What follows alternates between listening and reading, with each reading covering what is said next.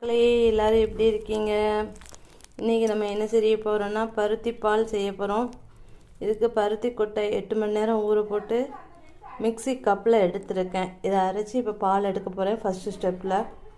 இது பார்த்திங்கன்னா சுக்கு, ஏலக்காய், சித்தரத்தை இது மூணும் போட்டிருக்கேன். பவுடர் ஃபார்ம் பண்ணி எடுத்துக்க போகிறேன்.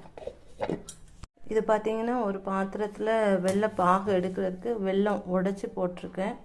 இதோட ஒரு டம்ளர் வாட்டர் ஊற்றி அடுப்பில் வச்சு இலக்கி எடுத்துக்க போகிறேன். இதில் பார்த்திங்கன்னா பருத்தியை அரைச்சி பால் எடுத்திருக்கேன். ஃபஸ்ட்டு பால் மட்டும்தான் எடுத்திருக்கேன். இது பார்த்திங்கன்னா நம்ம பிழிஞ்சி எடுத்த வேஸ்ட்டு. இது எதுக்கும் ஆகாது, தூர தான் போடணும். இப்போ இதை பாயில் பண்ண போகிறோம். இது பார்த்திங்கன்னா அரிசி கொஞ்சம் பவுடர் பண்ணி எடுத்திருக்கேன். நல்ல சாஃப்டான பவுடர் பண்ணி எடுத்திருக்கேன். இதில் கொஞ்சம் வாட்டர் மிக்ஸ் பண்ணி கரைச்சி வச்சுக்கலான் இருக்கேன். அப்புறம் இது பார்த்திங்கன்னா வெள்ளை பாகு. இது வடித்து தான் ஊற்றணும். டஸ்ட் ஏதாவது இருந்துச்சுன்னா அதில் ஃபில்டரில் வந்துடும். இங்கே பார்த்திங்கன்னா நம்ம பிரித்து எடுத்த பாலை தான் வச்சு காய்ச்சிட்ருக்கோம். இது நல்லா பாயில் ஆகணும். பருத்தி பால் இந்த மாதிரி நல்லா கொதித்து நல்லா வேகணும். இதுக்கப்புறம் நம்ம கரைச்சி வச்சுருக்க அரிசி மாவு இதை தூக்கி அதில் ஊற்றி விடணும்.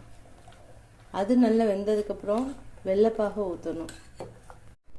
இது வெள்ளைப்பாகு ஊற்றுனதுக்கப்புறம் நம்ம கிண்டிகிட்ருக்கோம்.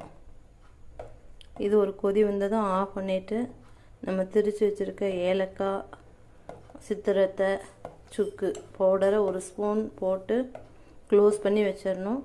நம்ம சாப்பிட்றப்போ தேங்காய் பூ ஆட் பண்ணிக்கணும். அவ்வளோதான், முடிஞ்சிருச்சு. பருத்திப்பால் காய்ச்சும்போது வாடை செமையாக இருக்குது.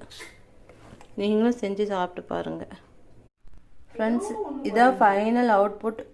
பருத்திப்பால் ரெடி ஆயிடுச்சு.